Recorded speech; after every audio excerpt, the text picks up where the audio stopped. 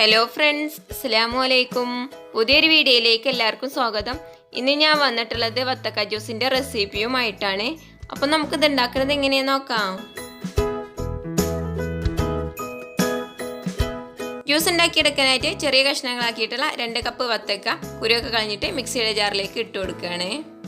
ഇനി ഞാൻ ചേർത്ത് കൊടുക്കുന്നത് ചെറുപഴമാണ്. മൈസൂർ പഴമോ ഞാലിപ്പൂമ്പഴമോ നിങ്ങളെ കയ്യിലുള്ള ഏത് ചെറുപഴം വേണമെങ്കിലും ചേർത്ത് കൊടുക്കാം. ഞാനിങ്ങനെ ചെറിയ കഷ്ണങ്ങളാക്കിയിട്ട് ചേർത്ത് കൊടുത്തിട്ടുണ്ട്. നല്ലൊരു കളർ കിട്ടാൻ വേണ്ടിയിട്ട് ചെറിയൊരു കഷ്ണം ബീട്രൂട്ട് വേവിച്ചതാണ്, അതും കൂടെ ഇതിലേക്ക് ചേർക്കാം. ഇത് നിർബന്ധമൊന്നുമില്ല, നല്ലൊരു കളർ കിട്ടാൻ വേണ്ടിയിട്ട് മാത്രമാണ് ചേർക്കുന്നത്. ഞാൻ ഇതിലേക്ക് ചേർക്കുന്നത് ബൂസ്റ്റാണ്. ഒരു ചെറിയ പാക്കറ്റ് ബൂസ്റ്റ് മുഴുവനായിട്ടും ചേർത്തിട്ടുണ്ട്.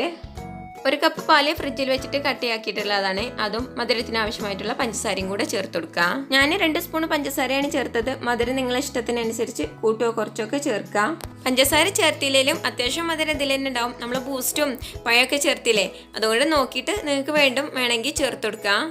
ഇനി ഇത് നന്നായിട്ട് തന്നെ അടിച്ചെടുക്കണം. അപ്പോൾ ഇത് നന്നായിട്ട് തന്നെ അടിച്ചെടുത്തിട്ടുണ്ട്. ഇനി ഇത് ഗ്ലാസ്സിലേക്ക് മാറ്റാം. അപ്പോൾ ഇത്രയേ ഉള്ളൂ. നല്ല ടേസ്റ്റി ആയിട്ടുള്ള വത്തക്ക ജ്യൂസ് ഇവിടെ റെഡി ആയിട്ടുണ്ട്. നിങ്ങളെല്ലാവരും ഉണ്ടാക്കി നോക്കിയിട്ട് അഭിപ്രായങ്ങൾ കമൻറ്റ് ബോക്സിലൂടെ അറിയിക്കുക.